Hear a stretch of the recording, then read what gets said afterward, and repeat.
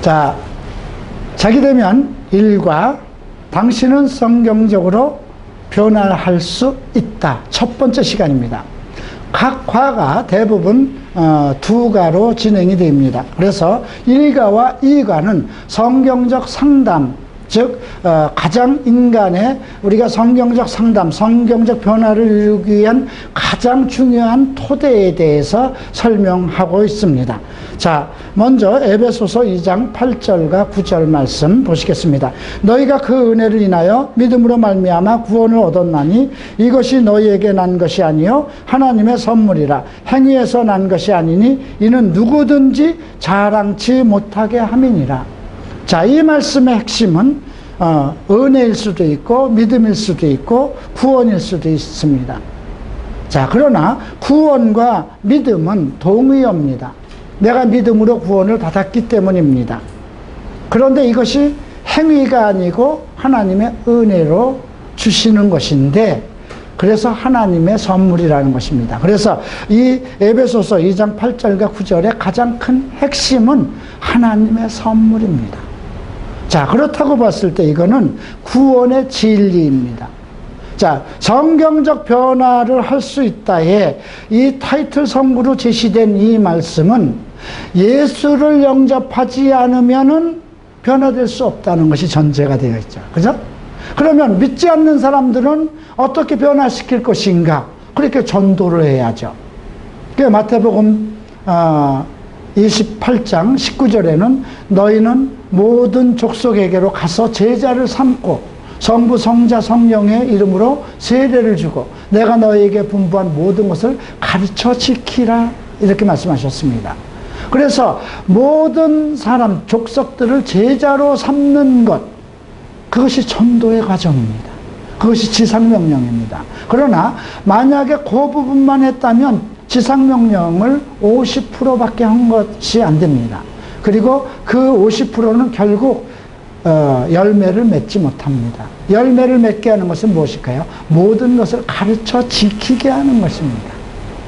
그래서 성경적 상담의 목적은 우리가 이 첫 페이지에서도 나와 있듯이 왜 철저한 제자 훈련인가, 이 부분입니다. 예수님도 인생들의 많은 문제들을 제시했을 때 그들의 모든 문제들을 처음부터 그냥 성령의 이름으로 안수해서 그 인생의 모든 가지고 있는 죄의 속성들이나 습성을 변화시키지 않았다는 것이죠.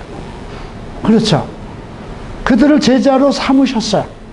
그들의 신분과 관계없이, 그들의 지식과 관계없이 그들을 부르셔서 오늘부터 너희들을 나의 제자가 되어서 하나님의 진리의 말씀을 가르치겠다 하고 3년 반을 함께 생활하셨어요.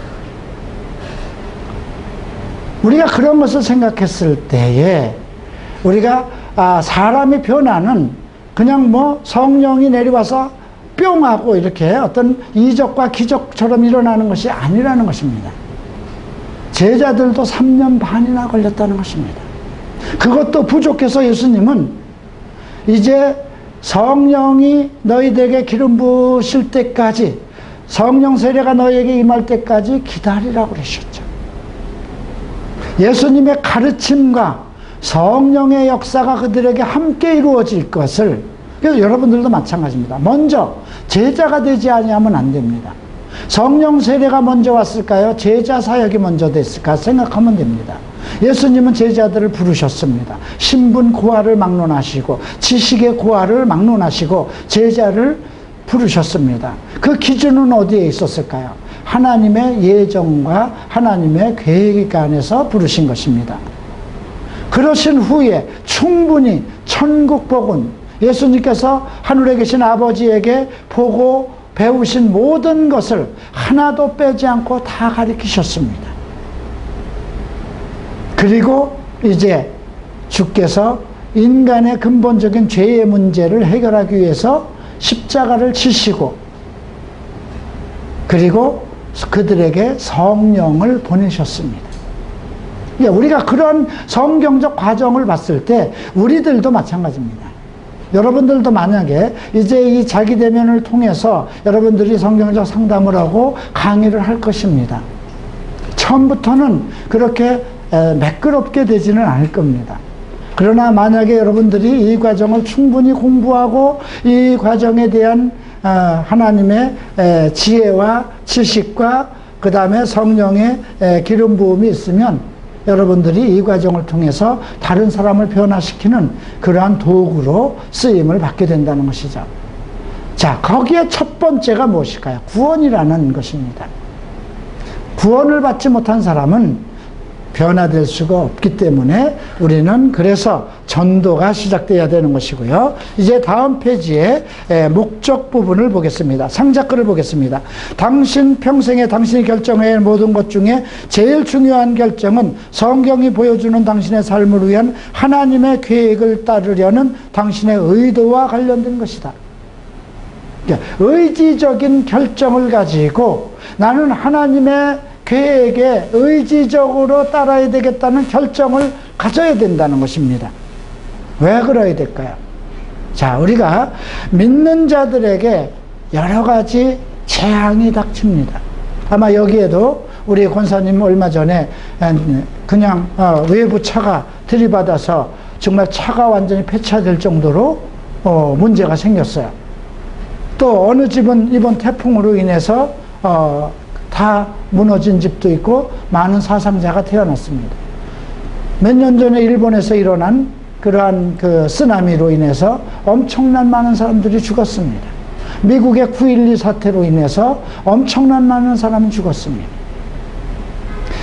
우리가 그런 걸 생각할 때 그 중에 믿는 사람들도 있죠. 또 믿지 않는 사람들도 있습니다. 어떠한 죽음이 하나님의 주권 가운데서, 어떠한 재앙이 하나님의 주권 가운데서 일어날 수 있다는 것을 우리가 전제를 해야 됩니다. 욥기 5장 7절에 이런 말씀이 있습니다. 인생은 고통을 위해서 태어났다고 합니다. 재앙을 위해서 태어났다. 그래서 불티가 하늘로 나름과 같이 인생의 고통은 끊임없다고 기록되어 있습니다. 자, 그런데 태풍이 불어서 모든 사람이 다 죽은 건 아니죠. 지진이 일어났다고 해서 그 지역 사람이 몽땅 다 죽은 것은 아니라는 것입니다. 자, 우리가 그런 관점에서 생각했을 때 하나님이 천지 만물 우주를 창조하실 때에 모든 우주 만물과 환경은 나를 위해서 지으신 겁니다. 또 우리가 세상은 혼자 살아가는 것이 아니고 많은 사람과 살아가는데 그 많은 사람들은 나를 대적하는 관계를 주신 것이 아니고 나와 좋은 이웃을 이루어서 하나님의 뜻을 이루기 위해서 이웃을 주신 것입니다. 그런데 내가 하나님의 정한 룰에서 벗어났을 때 나를 위해서 지으신 모든 환경이 나를 대적하기 시작하고 나를 위해서 주신 모든 사람들이 나와 적대관계를 갖게 된다는 것입니다. 이 세상은 거대한 하나님의 톱니바퀴 속에 운행되고 있습니다. 그래서 내가 하나님의 톱니바퀴에 물려 있다면 이 천지 만물이 다 하나님의 운행 질서 속에 있기 때문에 나는 특별하게 하나님의 룰 안에서 보호하심을 받는다는 것이 성경적인 진리인 것입니다. 그래서 우리가 많은 사람들이 하나님을 떠났을 때 감당할 수 없는 재앙, 그뿐이 아니라 그 영혼이 버림을 받고 심판을 받는 지경까지 이르르죠. 자, 그래서 우리가 상자글에 이러한 선구가 나오고 있습니다. 시편 119편을 보시겠습니다. 시편 119편 165절 말씀입니다. 주의 법을 사랑하는 자에게는 큰 평안이 있으니 저희에게 장애물이 없으리로다. 장애물이 나오고 있네요. 근데 주의 법을 사랑하는 자에게는 큰 평안이 임한다고 그랬습니다. 이 평안은 하나님으로부터 오는 평안입니다. 예수님도 이제 성령이 보혜사 성령을 우리에게 주실 것을 말씀하시면서 너희에게 나의 평안을 끼치겠다. 나의 평안을 주리라. 내가 주는 평안은 세상이 주는 평안과 다르다고 하셨습니다. 성경적 평안이라는 건 내 영혼의 문제뿐이 아니라 내 물질과 내 모든 환경의 문제까지 평안에 제시한다는 것입니다. 그래서 그 평안이 임하기 때문에 장애물은 있을 수 없다는 것입니다.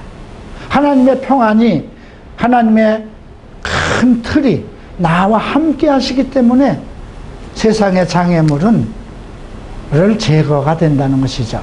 자, 이제 우리가 잠언서 1장을 보시겠습니다. 잠언서 1장 33절입니다. 오직 나를 듣는 자는 안연히 살며 재앙의 두려움이 없이 평안하리로다. 여러분들 성경에 하이라이트를 꼭 쳐두시고요. 여러분 성경 그 교재에도 그 하이라이트를 쳐두시기 바랍니다. 그래서 나를 듣는 자, 하나님의 말씀을 듣는 자죠. 안연히 살며, 안연이라는 것은 안전하게 살며 이런 뜻이죠. 재앙의 두려움이 없이 평안할 것이다. 자, 교재에는 나와 있지 않지만 이사야서 26장을 보시겠습니다. 그것도 메모해 두시기 바랍니다. 교재에 여러분 26장 3절을 메모해 두시고요. 주께서 심지가 견고한 자를 평강의 평강으로 지키시리니 이는 그가 주를 의뢰한다 그랬어요. 자, 주께서 심지가 견고한 자. 여러분들 혹시 교회 섬기면서 정말 1년에도 12번씩 교회를 왔다 갔다 하는 사람, 여러 교회를 다니는 사람들을 볼 수 있었을 것입니다. 또 어떤 사람은 교회에 많은 문제가 있는데도 끝까지 지키면서 눈물로 기도하는 사람들이 있습니다. 어떤 사람을 지키실까요? 조금만 자기 마음에 들지 않아도 감정적으로 대하고 이 교회 저 교회로 옮기는 사람이 있는가 하면, 교회에서 핍박이 있고 정말 화합이 안 되고 여러 가지 문제가 있는데도 눈물을 흘리면서 끝까지 남아있는 사람, 하나님은 어느 사람을 믿음의 사람으로 인정을 할까요? 그 심지가 견고한 자를 평강에서 평강으로 더하신다는 것입니다. 이러한 말씀들, 그렇기 때문에 우리가 하나님의 예수를 믿은 사람은, 구원을 받은 사람은 무엇을 해야 될 것인가? 내가 하나님의 계획대로 살 것인가 안 살 것인가를 의지적으로 결정해야 됩니다. 자, 그래서 이 과의 목적을 보죠. 자, 여러분 교재 1과 1페이지입니다. 이 과정의 서론을 제공하며 성경적 자기대면의 중요성과 필요성을 보여주며 성경적 방법으로 당신의 자신을 대면하는 첫 단계를 제시합니다. 그리고 이제 이 과의 개괄을 보면 자기대면에 대한 서론, 지난주에 다 설명을 했습니다. 그 다음에 성경적 상담이 무엇인가, 부록 1, 2페이지에 나오는 것이니까 이것도 지난주에 다 했습니다. 여러분들 부록 뒷페이지에 나오는 것을 참조하시면 되고요. 그 다음에 영적 성장을 위한 단계들, 이것도 이제 다음에 우리가 이 과정의 일과의 마지막 부분에서 살펴볼 것입니다.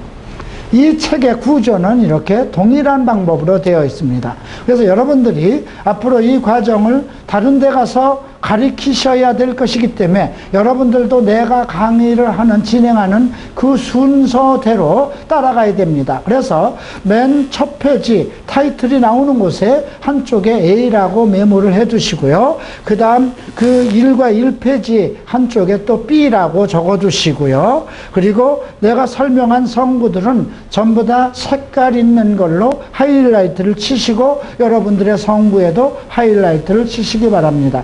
이제 1과 2페이지 상단 어느 부분에 C라고 메모를 해 두시고 이제 상자글을 보시겠습니다. 당신은 하나님은 당신 지속적인 성경적 변화를 향해 필수적인 첫걸음을 취하는 것을 가능하게 하신다. 좀 이 번역이라는 것이요, 참 이렇게 좀 매끄럽지 않습니다. 아주 간단한 것이죠. 우리가 지속적인 변화를 가질 수 있도록 첫 발을 뛸 수 있게 하신다는 것입니다. 자, 그래서 이 발걸음은 하나님의 그리스도 예수 안에서 당신에게 보여주신 사랑에 대한 당신의 반응이다. 우리가 이제 성경적 변화를 위해서 첫 발을 놓는 것은 하나님이 나를 사랑하신 것에 대한 나의 반응이라는 것입니다. 근데 여기 오신 분은 전부 다 하나님의 그리스도의 사랑에 반응을 하기 시작한 것이고 이미 의지적 결단을 내린 사람입니다. 그러니 하나님께서 왜 복을 안 주시겠어요? 자, 보면 이제 당신이 성경적인 방법으로 변화를 위한 하나님의 계획은 그 아들 예수 그리스도를 중심으로 한다. 그죠? 그러니까 믿지 않는 사람들은 상담을 못하는 것입니다. 그럼 믿지 않는 사람은 성경적 변화가 이루어지지 않아요. 그 사람이 지식이 많아서 대학 교수가 되었다 하더라도 예수 그리스도를 영접하지 않으면 변화의 첫 발을 디딜 수가 없어요. 인간 자체에서 많은 지식과 교양을 터득해서 다른 사람보다 악한 일을 덜 할 수는 있어도 그 사람은 아직 죄의 속성이 그 안에서 역사하기 때문에 환경에 따라서, 기분에 따라서, 감정에 따라서 범죄할 수 있는 그런 여지가 있다는 것입니다. 그러나 예수를 믿은 자는 근본적으로 죄 없다 하심을 얻었고 의인에서부터 출발을 하게 됩니다. 그렇기 때문에 이제 우리가 성경적으로 하나님의 계획대로 살고자 하는 내 의지적 결단과 함께 하나님의 이 변화의 첫 발을 놓게 되면 그리스도의 사랑에 반응하는 것이고, 하나님은 그 반응에 대한 값을 우리에게 성령의 열매로 맺게 하시는 것이죠. 그래서 그 첫 번째 중심은, 변화의 시작은 예수 그리스도가 중심이 되어야 됩니다. 자, 원리 1번을 보겠습니다. 자, 이 책에는 원리가 105개가 나옵니다. 그래서 또 성구는 158개가 나옵니다. 그래서 여러분, 이 158개는 저는 여러분들에게 시간이 없어서 다 강의를 못합니다. 가장 중요한 핵심만 여러분들에게 전달할 것입니다. 그러나 여러분은 다 찾아보셔야 됩니다. 근데 이 성경을 보다 보면 성구 나오는 거에 질려요. 근데 158개밖에 안 돼요. 계속 반복해서 나옵니다. 그래서 여러분들이 이 과를 할 때마다 매일매일 경건 시간에 하루에 30분 내지 1시간은 이 과를 하겠다는 의지를 가지고 아침 시간을 좀 열어두십시오. 만약에 나는 새벽 예배 때문에 도저히 아침 시간과 열 수가 없다 그러면 이 과정 끝날 때까지 새벽 예배 접어두시고 그 시간에 성경 공부를 하시기를 저는 권면해드리고 싶습니다. 그래서 이 과정에 나오는 모든 성구는 의미가 있어요. 근데 저는 가장 중요한 부분만 여러분들에게 설명을 해드릴 것입니다. 아마 제가 설명하는 성경 말씀은 여러분들이 지금까지 어디에서도 그러한 부분으로 설명을 듣지 못한 부분이 많을 것입니다. 그래서 그 성구를 해석할 때 그 부분을 노트든가 여러분들 그 교재 한 구튼이라도 내가 설명하는 그 성구의 핵심을, 중요성을 꼭 메모를 해둘 필요성이 있습니다. 자, 원리 1번을 봅니다. 하나님의 표준은 완전하다. 예, 당신 자신의 노력으로는 도달할 수 없고 스스로 구원할 수 없으며 구속하기 위해 다른 어떤 인간의 의지로도 할 수 없다. 나를 구원하기 위한 것은 그 어느 것도 있을 수 없고 스스로도 도울 수 없고 스스로도 해결할 수 없고 스스로도 구할 수 없다는 것입니다. 또한 우리는 하나님이 정하신 표준에 도달할 능력이 없습니다. 네.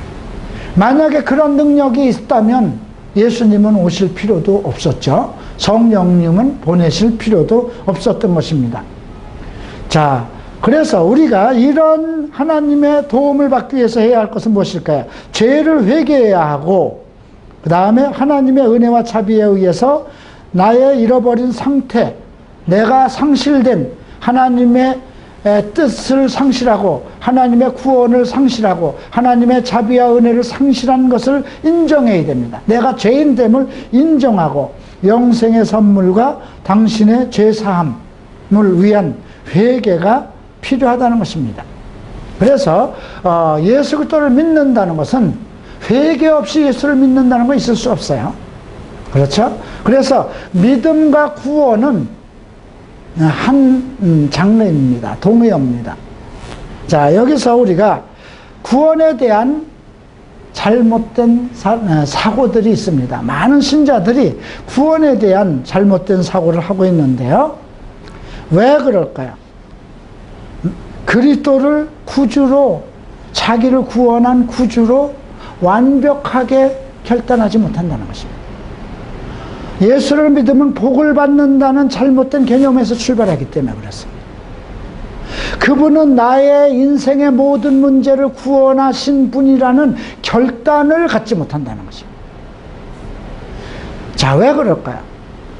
자기는 모든 문제가 이제 예수를 믿었으니까 내 죄의 문제가 해결됐고, 나는 교회를 다니고 있고, 그리고 나는 매일 주일에 나가서 목사님의 설교를 듣고 있고, 또 하나님의 능력 가운데 살아가고 있다, 이렇게 생각을 합니다. 잘 생각해 보세요. 하나님의 능력 가운데 살아가고 있다고 하는 사람들이 왜 예수를 믿어서 10년, 20년이 돼도, 장로가 돼도 담배 못 끊고 술 못 먹고, 술을 끊지 못하고 성적으로 타락되어 있는 것일까요? 생각해 봐야 되잖아요. 그죠? 그들도 다 자기는 구원을 받은 성도라고 생각을 해요. 그들의 생각이 성경적이질 못하다는 것입니다. 믿는 대부분의 사람들이 감정적으로 모든 것을 생각해요. 여러분, 믿음은 감정적이 돼서는 안 돼요. 감성적이 돼서는 안 됩니다. 자, 사랑이, 그리스도의 사랑, 아가페의 사랑이 감성적인 것일까, 이성적인가 생각해 봐야 돼요. 예수님이 감정이 고조가 돼서 십자가에 올라가셨나요? 아니잖아요. 이성적입니다. 아가페의 사랑은 이성적입니다. 그러나 우리가 감성을 무시할 수는 없습니다. 인간에게 감성과 감정과 이성을 같이 주셨어요. 감성은 체감을 통해서 느껴지는 것입니다. 근데 이 느낌은 정확하지가 않습니다. 이것을 우리가 이제 5, 6, 7과에서 배워요. 네, 정확하지가 않지만 무시해서는 안 됩니다. 그러나 이 판단은 이성적이래야 되는데, 인간의 이성은 한계가 있습니다. 왜 그럴까요? 인간이 가지고 있는 지식, 지성과 체험의 범위 속에 있기 때문에, 그죠? 내가 공부하고 내가 체험한 범위 속에 내 판단력이 있어요. 그래서 하나님의 지식과 하나님 안에서의 경륜을 가지고 있을 때에는 온전한 이성적인 판단이 나오는 것입니다. 그것이 하나님의 지혜와 지식이죠. 이걸 터득하는 것이 성경입니다. 그래서 여러분들이, 많은 크리스천들이 감성적이라는 것입니다. 그래서 교회를 자꾸 옮기는 사람들은 감성적이에요. 좀 세상을 막 사는 사람들이 감성적인 사람이 많아요. 저는 그 동성애자를 많이 상담합니다. 저를 찾아오는 애들은 거의 다가 감성적이에요. 느낌으로만 얘기를 해요. 저 세례 받았고, 세례도 받았고요. 성령 세례를 받아서 방언도 하고요. 지금 목사님이 저를 못 믿으면 제가 지금 방언해 보여드리겠습니다. 이렇게 얘기하는 애들도 있어요. 방언이 그 무슨 오토매틱 자동입니까? 하나님에 의해서 주시는 것이 자동은 아니거든요. 자판기가 아니라는 거예요. 내가 통장에서 마음대로 꺼내 쓸 수 있는 것이 아니라는 거예요. 선물로 주셨지만 성령의 나타나심은 하나님의 어떤 계획과 목적에 의해서 나타나는 것이지, 내가 쓰고 싶을 때 나타나는 것은 아니라는 것이거든요. 그런데 그렇게 감성적에 빠져 있어요. 그리고 대부분의 동성애자들이 상당히 샤프하고 감정이 빠르고 상당히 일하는 순서가 빠르고, 그러게서 교회에서 상당히 두각을 나타내면서 많은 일들을 합니다. 봉사를 합니다. 여러분들 같으면 성중독자를 가정교사로 쓰시겠습니까? 알코올 중독자를 자동차 운전기사로 맡기겠습니까? 사람도 안 하는데 하나님께서 어떻게, 모든 인간의 마음과 습성과 죄성을 다하는 하나님께서 그런 사람을 자기 교회의 리더로 세울 수는 없다는 거죠. 안 하신다는 거예요.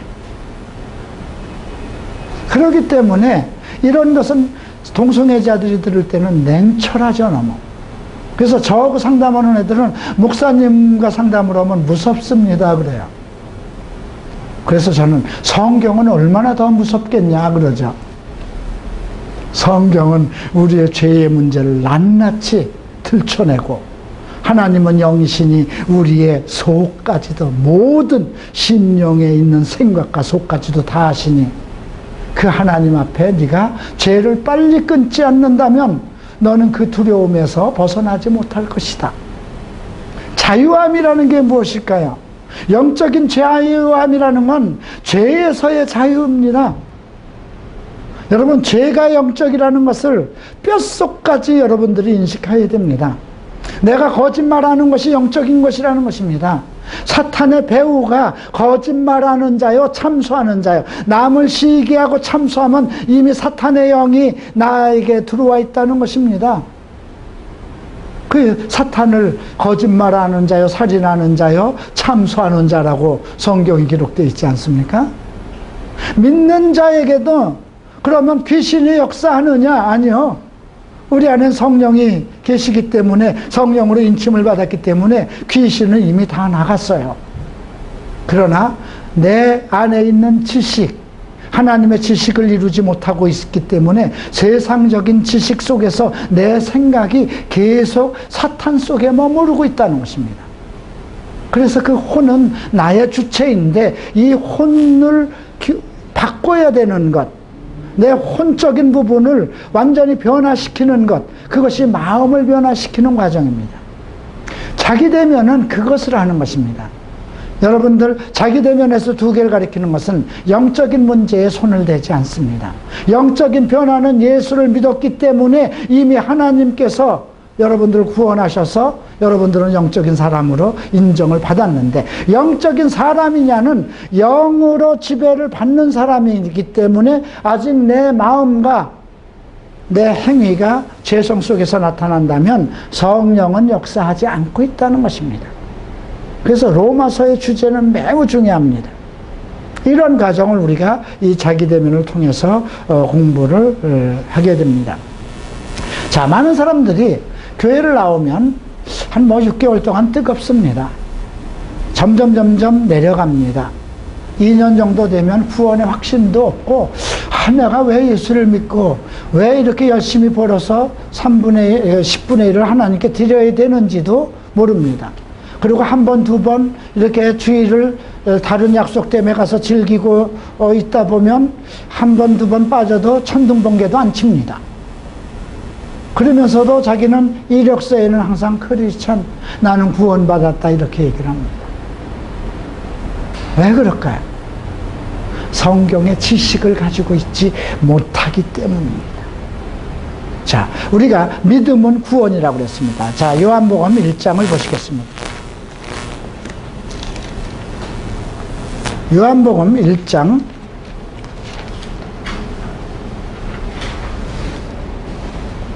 12절 말씀입니다.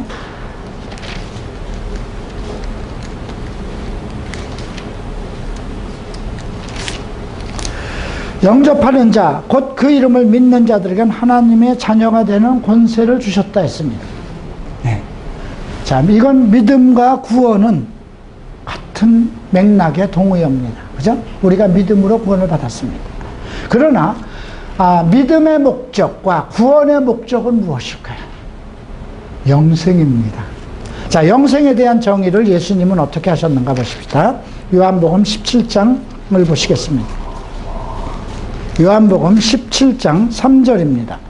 영생은 곧 유일하신 참 하나님과 그 보내신 자 예수 그리스도를 아는 것이라고 나왔네요. 그죠? 아는 것. 예.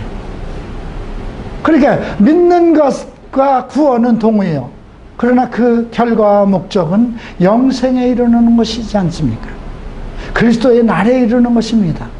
영생에 이르기 위해선 유일하신 참 하나님과 그의 보내신 자 예수 그리스도를 아는 것입니다. 어떤 목사들은 너무 지식적으로 알지 않는 것이 좋습니다. 성령의 충만함을 받으세요. 이렇게 무식한 소리를 합니다. 그런 목사는 나는 성경을 모릅니다 하고 고백하는 거거든요. 자기가 가르치지 못하니까 성도들도 성경의 지식이 없게 되겠죠. 성경의 지식이 없을수록 성령이라는 말을 많이 합니다. 그리고 성령의 은사와 능력이라는 말을 너무 많이 합니다. 네, 잘 생각해 보셔야 돼요. 저의 말이 어폐인가? 저는 우리나라에서 성령 운동을 처음 시작했다는 곳에서 제가 30살 때 예수를 믿고 12년 동안 그 교회에서 정말 그 위대하다고 하는 당회장 기도를, 안수를 여러 번 받으면서 12년 동안 생활을 했습니다. 감정이 풍부한 사람으로 정말 목사 말 한마디에 몇백만 원도 헌금을 번쩍번쩍 내고, 기도원 같은 데 가서 여러분 어떤 분들이 설교할 때, 이곳에 여러분들 많이 들어봤을 거예요. 여러분들 교회에서도 집회를 하면 오늘 이곳에 이 교회의 건축 헌금에 1,000만 원씩 작정한 사람들이 있으면 손 드십시오. 그러면 번쩍번쩍 드는 사람들 있죠. 그게 감정일까요? 이성일까요? 감정이에요. 네. 제가 그런 사람 중에 하나였습니다. 그런데도 나는 아무것도 해결 안 됐어요. 나의 믿음이 이성적으로 바뀐 것은 일본에 가서 갈브리 채플 교수를 만나서 성경을 배우면서부터입니다. 창세기부터 계시록까지 한 절 한 절 풀어서 배우면서 그 하나님의 지식이 내 영을 조명하기 시작했고, 그 말씀이 나를 가리켜서 나의 나쁜 습관들을 바꾸게 하고 잘못된 생각을 뒤집어 변혁시키고 내 안에 혁명을 일으킨 것입니다. 내 의식과 내 마음과 내 안에 있는 모든 혼적인 요소를 혁명을 일으켜서, 그러던 사이에 어느 날 특별한 성령의 나타나심을 체험한 것이죠. 그래서 여러분들 이제 감성적인 믿음에서 벗어나서 사람들이 성경을 통해서 이성적으로 바뀌면 그 사람은 충성된 사람으로 발돋움을 하는 것이구나, 이렇게 생각해야 돼요. 근데 우리나라에선 어떻게 예수를 믿어서 그냥 막 감성적인 사람들에게 막 안수를 해서 너는 하나님에게 부름을 받았으니까 신학을 해라 그래가지고 그냥 아이가 갑자기 그냥 신학을 하죠. 어머니가 어디 기도원에 가서 큰 목사라는 분에게 그런 안수를 받고 오면 내 아들을 이제 소원을 해서 신학을 보냅니다. 그래서 해마다 2,000명이 신학교에서 쏟아지고 하는데 지금 교회는 점점 운영이 안 되고 있어요. 이런 문제를 생각해 보죠. 그 신학교를 졸업한 사람들이 구원의 확신도 없고, 그러니 세상 가운데 나가서 직업을 찾으려니 신학을 하다 보면 아무것도 못해요. 그리고 그러한 속설이 우리나라는 있어요. 주의 종이 어떻게 세상 일을 하느냐고.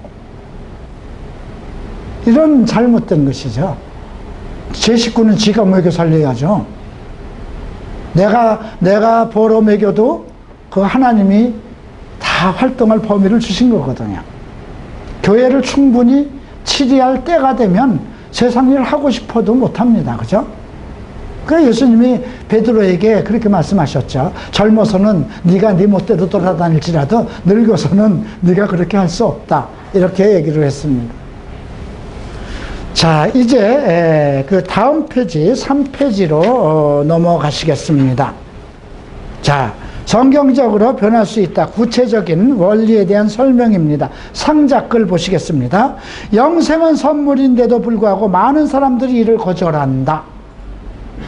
왜 그럴까요? 이제 영생의 문제가 나오죠. 아까 구원은 믿음으로 된다고 요한복음 1장 12절에서 봤고요. 그 구원의 결과, 믿음의 결과는 영생에 이르는 것인데, 영생은 하나님이 주신 선물임에도 불구하고 많은 사람들이 이것을 거절한다는 것입니다. 자, 이제 큰 1번 단락을 봅니다.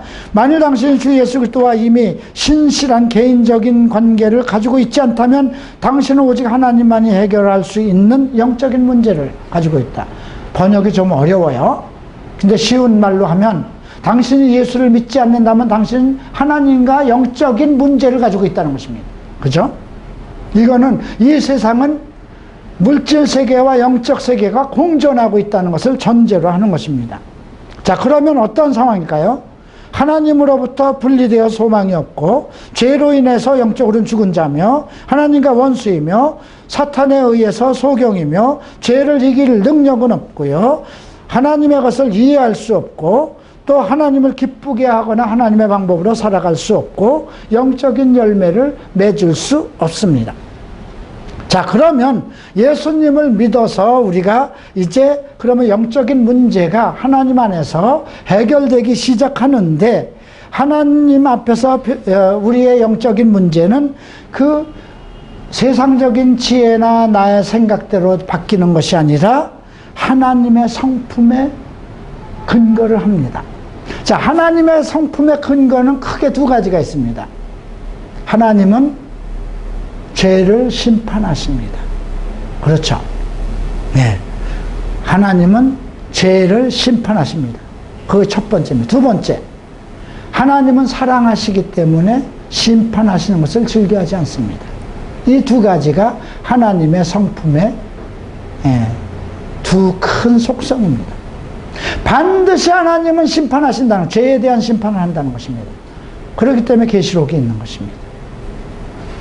그러나 하나님은 사랑이시기 때문에 심판하시기를 원하지 않기 때문에 모든 사람들이 예수 그리스도로 말미암아 구원을 얻기를 원한다는 거예요. 그래서 우리 구원의, 우리 변화의 성품의 기초는 두 가지. 네가 바뀌지 않고 죄를 지으면 심판받는다. 그러나 하나님은 너를 여전히 사랑하신다. 이런 개념을 여러분들이 이해하실 수 있습니다. 나머지 설명하지 않은 것은 여러분들이 읽으시기 바랍니다. 3번은 여러분들 영적인 문제에 대한 해답은 아들 예수에게서 찾을 수 있다는 것, 이건 아는 내용이니까 여러분들이 집에서 A부터 D번까지 꼭 읽어보시기 바랍니다. 이제 큰 4번을 봅니다. 하나님께서 당신에게 영적 문제에 대한 그분의 해결책을 당신이 선택할 수 있는 능력을 주신다. 우리가 하나님의 능력, 하나님께서는 우리에게 영적인 문제에 대한 해결책을 내가 선택할 수 있는 능력을 주신다는 것입니다. 자, A번을 보죠. 당신이 하나님의 사랑을 깨닫고 주 예수 그리스도 안에 나타난 하나님의 진리를 받아들일 때 당신은 믿음을 통해서 4번만 보시겠습니다. 새로운 피조물로서 고린도전서 후서 5장 17절에 나왔죠. 보라 새 것이 되었도다 그랬죠.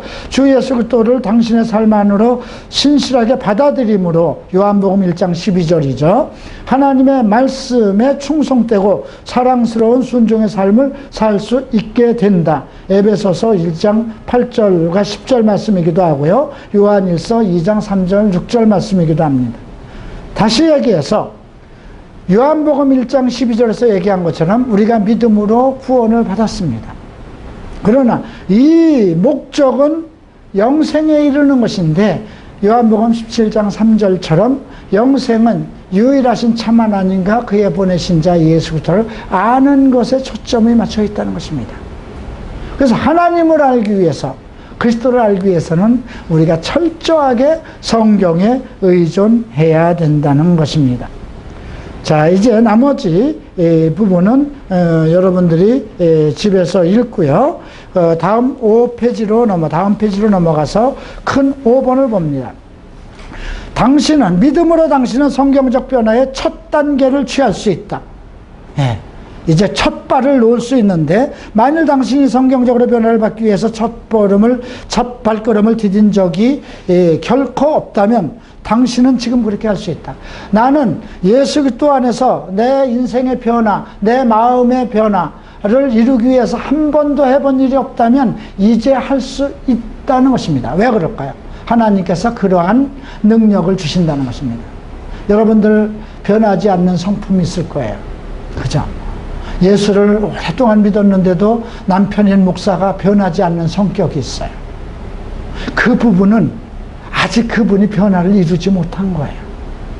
그래서 오늘 여러분들이 나는 하나님의 계획 안에서 이 문제를 변화를 받아야 되겠다는 결정을 한다고 하면 이제 하나님께서 여러분들에게 그 첫 발을 놓을 능력을 주신다는 것입니다. 그래서 여러분들이 이제 이 과정대로 순서대로 그대로 따라서 하면 모든 것에 변화를 이룰 수 있다는 것입니다. 자, 이제 큰 6번을 보죠. 당신의 문제 해결을 위한 인간의 방법이 하나님의 해답에 미치지 못함을 반드시 알아야 합니다. 왜 그럴까요? 구원의 계획에는 두 가지 설명이 있는데요. 1번에 먼저 모든 인간의 지혜와 철학과 방책과 절차와 조작 그리고 성실함으로는 예수 그리스도를 통한 하나님의 구원의 계획에 대처할 수 없다. 세상의 것으로는 하나님의 구원에 관한 계획을 대체할 수 없다는 것입니다. 왜? 인간은 하나님에 의해서 창조하였고 인간은 하나님에 의해서 계획되었다는 것입니다. 두 번째, 다음 이유는 첫 번째와 같은 근본적인 영적 원리와 연관되어 있는 것이다. 에덴 동산에서 그의 불순종의 죄의 결과로 말미암아 인간이 갖게 된 여러 가지 문제들은 하나님의 말씀에 불경건한 가설들과 이론들을 혼합하려는 헛된 시도에도 불구하고 인간의 방책이나 철학에 의해서 해결될 수 없다. 에덴 동산에서 아담과 하와가 실패하게 된 원인, 이제 뱀이 그를 유혹했는데요. 하나님의 말씀을 바탕으로 한 것이 아니죠. 그죠? 하나님은 선과 악을 알게 하는 그 열매를 먹으면 반드시 죽으리라. 그 말씀을 단 한 구절이에요. 그렇게 이해하는데 어렵지도 않아요. 너 그거 먹으면 죽을 것이다. 나와 단절될 것이다. 이미 하나님께서는 아담에게 명령을 했어요. 근데 사탄이 와서, 뱀이 나타나서 그것을 모든 것을 먹지 말라고 그랬느냐? 아니다. 그 중앙에 있는 선과 악을 열매를 먹지 말라 했다. 먹으면 정령 죽으리라 했다. 그랬더니 아니다 이렇게 얘기를 하죠. 그런데 그 뱀도 그렇고 사탄도 피조물이에요. 아담은 그가 피조물이라는 걸 알고 있었어요. 그죠? 네. 유일하신 하나님만을 알고 있었어요. 그런데도 다른 영적인 존재의 말에 귀를 듣기 시작했다는 거예요. 여러분 어떻습니까? 우리가 예수 그리스도 안에 있어서 인생의 모든 문제를 해결할 수 있는 것은 진리의 말씀과 성령과 기도로 가능하다는 걸 알고 있음에도 불구하고 어느 교수가 내적 치유를 한다고 그러면 기웃거리게 되고요. 예. 또 우울한 마음이 생기면 성도들이 있으면 어디 한약방에를 요즘에는 이제 또 양약방에 가면 그 약이 중독이 된다는 것을 알고 이제 한약방으로 소개를 하려고 하는, 그래서 침이나 그런 걸로 또 풀으려고 하죠. 예. 왜 그럴까요? 인간의 문제는 하나님의 형상과 모양대로 지었기 때문에 모든 문제가 잘 생기면 하나님의 방법으로 해야 되잖아요. 제가 가지고 있는 어떤 이러한 녹음기나 이런 것에 문제가 생기면 어디로 가야 될까요? 이것을 고치기 위해서는 이 회사로 가야 돼요. 그런데 하나님의 형상과 모양대로 창조한 인생에 발생된 문제를 하나님의 말씀과 하나님의 성령의 능력으로 해야 되는데 우리는 다른 데 기웃거린다는 것입니다. 왜 그럴까요? 인간은 자유의지를 가지고 있기 때문에 그렇습니다. 그래서 내 마음을 사로잡히지 않도록 성령의 지배를 받아야 되는 것입니다. 자, 이제 큰 7번을 보겠습니다. 1과 6페이지죠. 당신의 삶에 만족스럽고 기쁘고 평안한 길을 찾기 위한 하나님의 방법과 하나님의 방법의 커다란 차이, 사람의 방법과 하나님의 방법의 차이를 찾게 되는데요. 이건 3과 4가에서 자세히 배웁니다. 근본적 차이는 무엇일까요? 사람의 방법은 자기에게 초점을 둡니다. 무엇이든지 자기가 없으면 안 되는 것입니다. 자기 중심이죠. 그래서 나를 버리고 자기를 부인하고 날마다 자기를 십자가에 못 박고 나를 따르는 자라야 나의 제자라 말씀하셨죠. 하나님의 방법은 무엇일까요? 나를 중생시키고 변화시키는 것이며 성숙을 위해서 나에게 능력을 갖게 하고 경건하게 하는 것입니다. 자, 10번을 보죠. 하나님의 계획은 자신에게 초점을 맞추는 관념들 대신에 그리스도 안에서 당신의 참 위치를 세워주며 아래와 같이 되도록 당신에게 공급한다. 죄사함을 받게 하고 하나님의 자녀와 후사가 되게 하고 하늘의 시민이 되게 하고 그리스도의 몸의 지체가 되게 하고 죄의 종에서 해방되게 하고 그리스도의 사신이 되게 하고 마음을 새롭게 하여 변화를 받게 하고 평강을 이루게 하고 말씀으로 변화를 이루게 합니다. 또 하나님의 일들을 이해하게 하고 당신의 삶을 완전히 주관함으로써 하나님이 주관함으로써 내가 하나님의 사람으로 완벽하게 거듭나고 성령의 열매를 맺고 사랑을 실천하는 사람이 되죠. 그래서 D번을 보면 이 과정을 통해서 당신의 삶을 위한 하나님의 계획과 사탄의 계획을 차이를 보게 되는데 사탄의 계획은 너에게 집중하라는 것입니다. 자기의 만족과 자기의 기쁨과 자기 높임, 그게 자기 존중이라는 거예요. 네가 없으면 세상도 없는 것이야. 너 자신을 한없이 높이고 너를 극대화시키라는 것이 사탄의 방법입니다. 그러나 예수 그리스도의 방법은 너는 이미 죽었다. 너의 인격은 죽었고 예수 그리스도 안에서 새로운 생명으로 거듭났기 때문에 옛사람의 성품이 그리스도와 함께 십자가에 못 박은 것을 인식하고 이제 사시는 하나님 성령의 지배를 받으라는 것이 전제되었습니다. 그래서 새로운 탄생, 영적 탄생을 성경은 가리키고 있습니다. 자, 숙제 과정인데 과제물이죠. 다음 페이지 A부터 H번까지 나옵니다. 앞에 조그만 네모가 있는 것은 A번을 했으면 체크를 해두라는 것이에요. 그래서 A번에서는 에베소서 2장 8절과 9절을 뜻을 당신의 말로 적어보라고 그랬습니다.